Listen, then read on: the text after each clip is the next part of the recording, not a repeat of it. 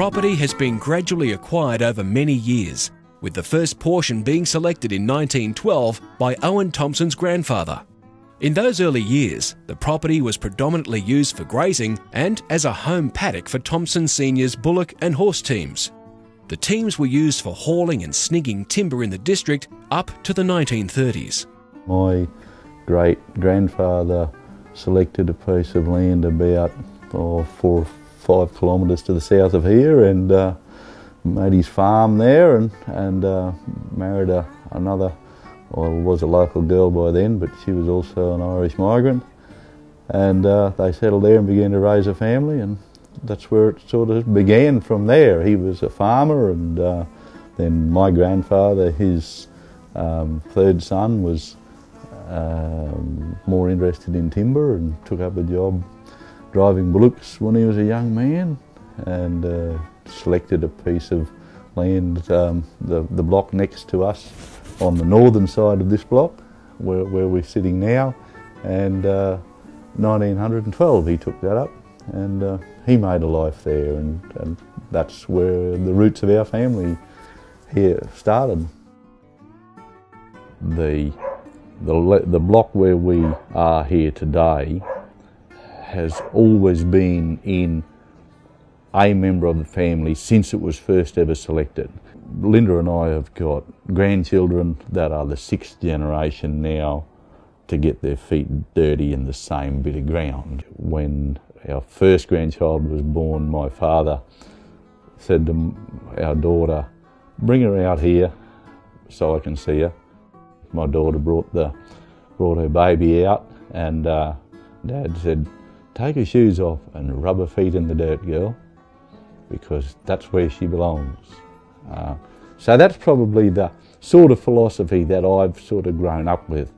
Timber at that time would have been harvested by hand with an axe and crosscut saw, snug with horses and bullocks, put on wagons, small amounts processed locally at small sawmills. Other would have gone to Maryborough or Gympie. It would have been hauled by bullock or horse wagons to a railway siding, then loaded on rail wagons and freighted to one of the larger sawmills in either Maryborough or Gympie. My grandfather sawed trees down with a crosscut saw, loaded them on his own bullock wagon, hauled them to Gundyre, paid the rail freight to Maryborough. The basic process is still fall the tree, cut the recoverable piece of log out of it, snig it to a central point into a dump where you get a pile of them together enough to put on a form of carriage, which nowadays is on a fairly modern, very powerful truck. The block was harvested and then rebarked at the time of selection. The flats were completely cleared and the slopes mostly so. Significantly and fortuitously, regrowth persisted through this period, and increasing interest by the family in the cultivation of timber led to active management for timber production. Plans were formulated to maintain and manage the forest resource on the property for timber production in concert with cattle grazing.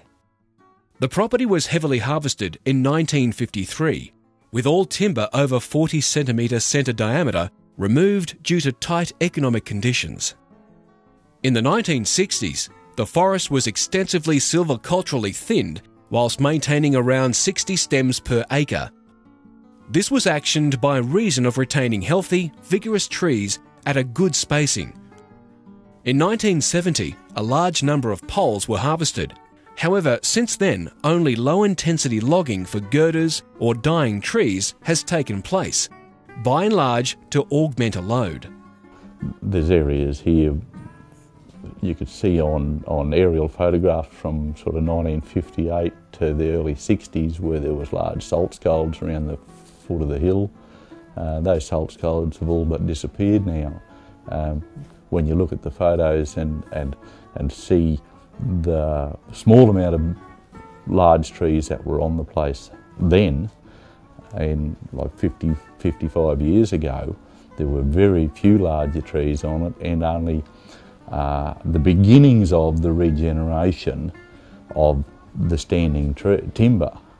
And as you follow the aerial photographs through over that 50-year period, you can see the changes as the volume of tree cover is increased, the health of the tree cover is increased, and corresponding to that, you can see the decline in the effects of the dryland salinity.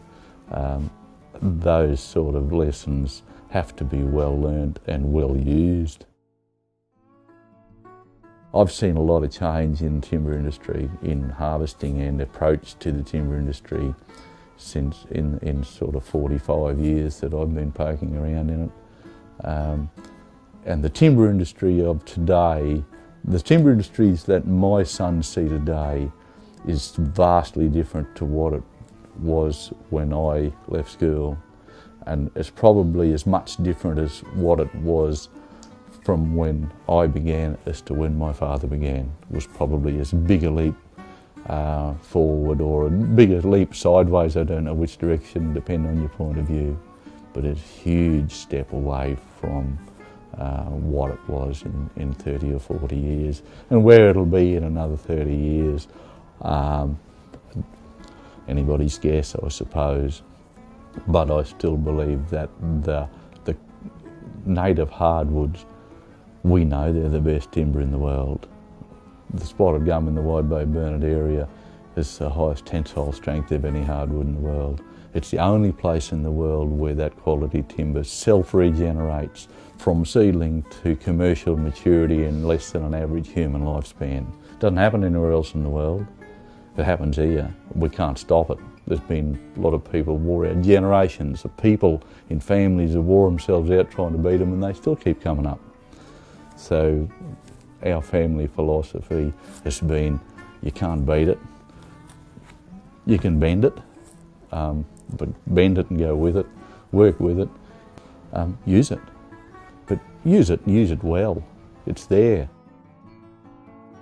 I've learnt by observing things that my father and my grandfather did, which they observed people before them had done, and they modified their behaviours.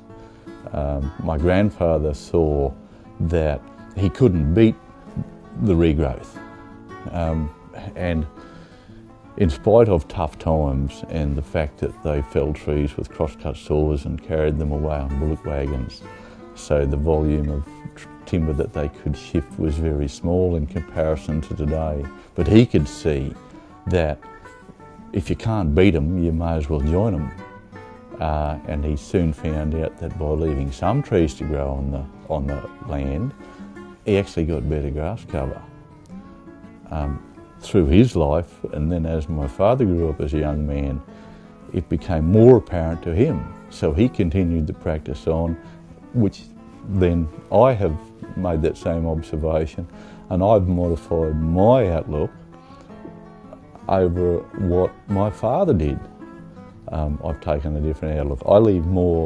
I have been leaving more regrowth to grow on for commercial production than what my father's view felt that was right, because times have changed, and I feel that what the balance that's needed was actually a few more trees than what my father thought. So the next generation undoubtedly will have another view on that again, but they're getting the benefit of 4 generations before. I've got the benefit of 3 generations.